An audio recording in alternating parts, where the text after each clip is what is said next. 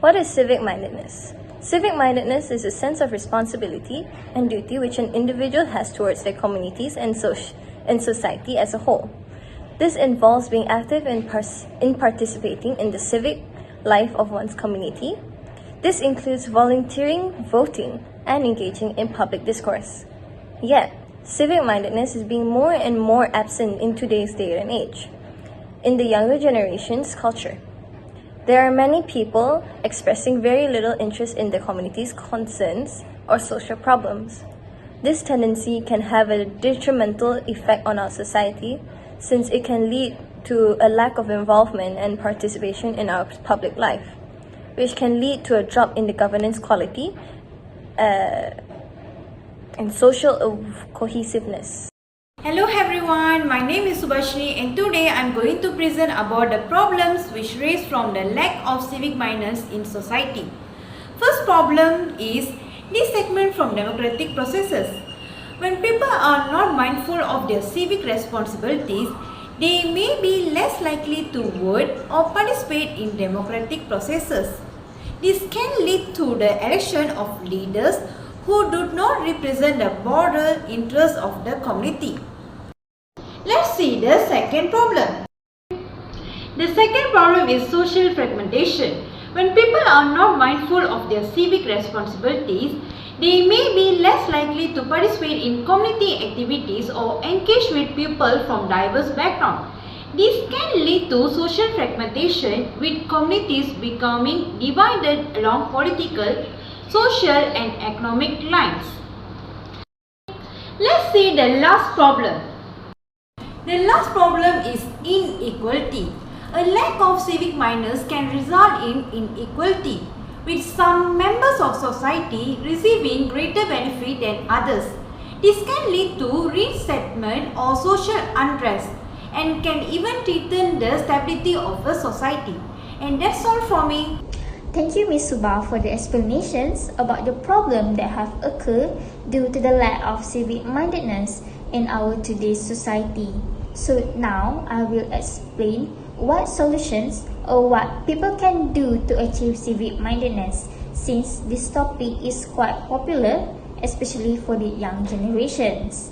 Now that we have established that the process of adapting civic-mindedness in society may help build a culture of respect and responsibility towards our community.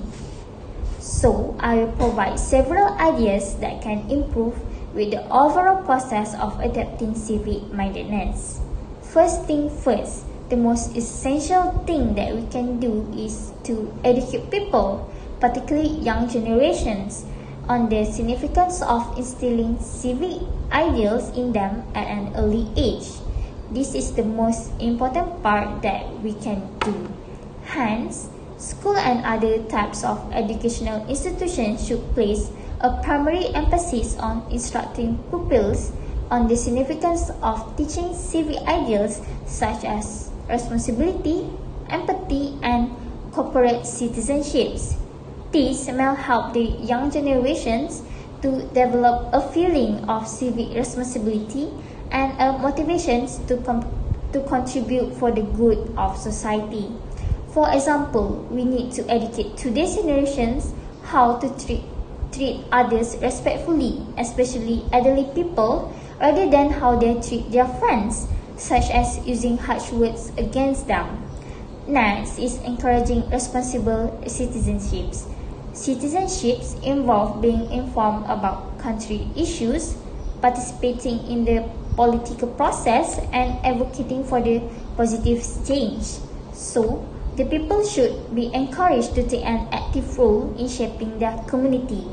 For example, the youngsters should implement the responsibilities, especially as Malaysians, to cast their vote, since they have a significant part to shape the future. Last but not least, we should all be advocating for inclusiveness and diversity. Individuals should be encouraged to accept and cherish other cultures, ideas, and viewpoints in order to foster a society that values civic engagements. A society that welcomes variety and inclusion is a society that values civic engagements. In short, adapting civic-mindedness to today's society means teaching people about civic values, encouraging responsible citizenship, and promoting diversity and inclusions.